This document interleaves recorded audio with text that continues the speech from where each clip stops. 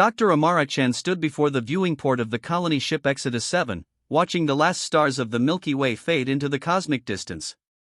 300 years had passed since the Galactic Council's decree, and humanity had finally reached the edge of the local group, a place where even their exile couldn't follow. "Ma'am, we're receiving telemetry from the scout drones," Lieutenant Kovacs said, his voice steady despite the magnitude of what they were about to attempt. "The dwarf galaxy NGC 6789 shows 17 systems with habitable zones. Mineral composition suggests heavy element abundance far exceeding anything in our home galaxy." Amara nodded, her reflection ghosting across the transparent aluminum. The irony wasn't lost on her. The Council had banished humanity for being too ambitious, too aggressive in their expansion. They'd called humans a plague species after the Mars terraforming incident revealed Earth's willingness to reshape entire worlds. 23 alien civilizations had voted unanimously, humanity must leave the Milky Way or face extermination. So they left. But exile had forged something the Council never anticipated. Cut off from the resources and infrastructure of civilized space, humanity had been forced to innovate or perish.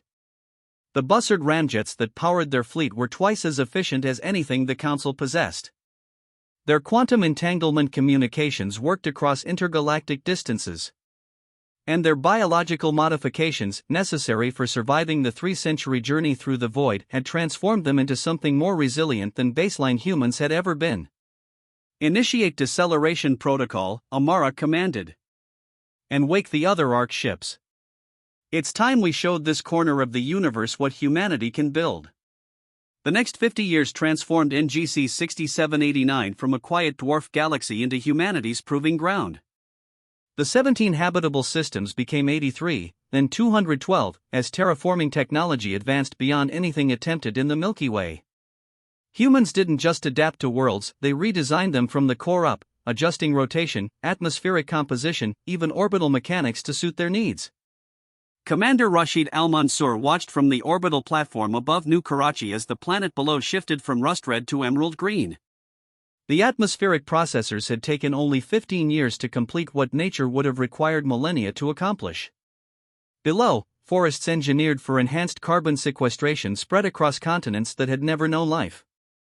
"We've detected something unusual," his chief scientist, Dr. Yuki Tanaka, reported.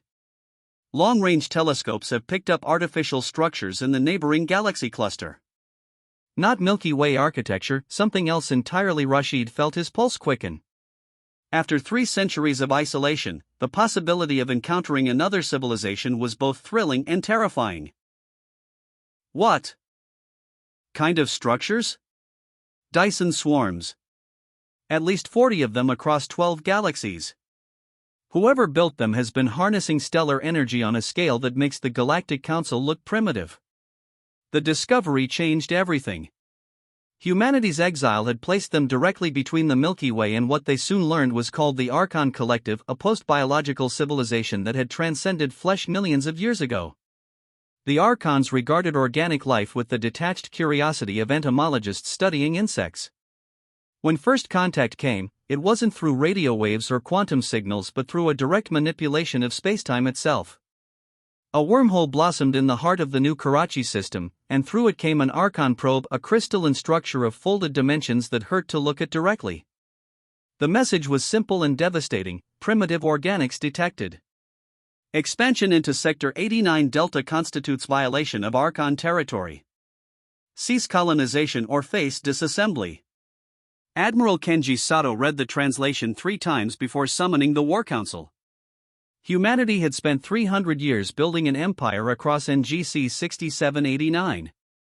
They had 117 settled worlds, population exceeding 30 billion, and a military that had been designed specifically for one purpose: ensuring humanity would never be helpless again. "They want us to stop?" Sato said quietly. "They want us to just give up everything we've built?" "The Archons have technology that predates our species by geological epochs," argued Counselor Pradesh. "They could disassemble our sun into computronium before we could fire a single shot." "Maybe," Sato replied. "But we're not the frightened refugees who fled the Milky Way anymore. We're not the humans who begged the Council for mercy and received exile instead. The decision was made. Humanity would not yield. What followed was unlike any war fought in human history. The Archons didn't use weapons, they used physics itself as a tool. They collapsed stars to deny humans energy, they shifted planetary orbits to destabilize systems, they deployed von Neumann probes that converted matter into more probes with exponential efficiency. But humanity had learned something during their exile: desperation breeds innovation. They couldn't match Archon technology, so they didn't try. Instead, they weaponized the one thing the post-biological entities had long ago abandoned: biological adaptability. Dr. Chen, now ancient by human standards but kept alive by the same technology that had sustained her through the Exodus, developed the Prometheus Initiative.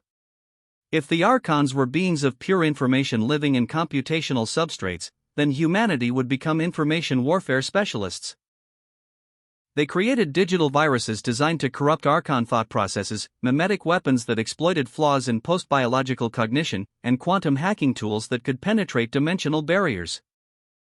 The war lasted 12 years. In the end, neither side won.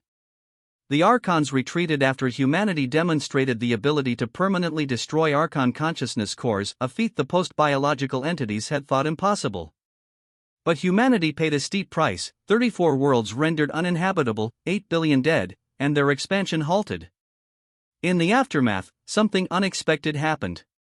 The Archons requested negotiation. Dr. Chen, now serving as humanity's ambassador, met with an Archon consciousness in neutral space, a pocket dimension created specifically for the dialogue.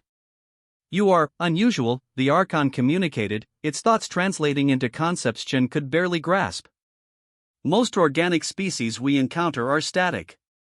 They reach a plateau and stop evolving. But you were exiled, threatened with extinction, and instead of perishing, you transformed yourselves into something formidable." "We didn't have a choice," Chen replied simply. "That is precisely what makes you dangerous," the Archon said. "And valuable." The Milky Way's Galactic Council believed they were protecting the galaxy from humanity. Instead, they created something far more powerful than you could have become under their supervision. The meeting ended with a treaty. Humanity would have sovereignty over NGC 6789 and 3 neighboring dwarf galaxies. In exchange, they would serve as a buffer between the Archons and younger organic civilizations, a role humanity accepted with grim satisfaction. As Chen returned to New Earth, the capital world of humanity's interstellar empire, she thought about the council that had banished them. Word had reached NGC 6789 that the Milky Way was facing its own existential crisis, a plague spreading through their quantum networks, something the council's bureaucratic civilization was ill-equipped to handle.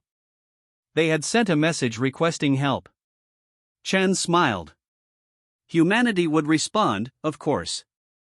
Not out of forgiveness, but because they had become something the Council never understood: survivors who thrived in the dark between galaxies, empire builders who turned exile into opportunity, and warriors who learned that the greatest weapon wasn't technology or violence, but the refusal to surrender.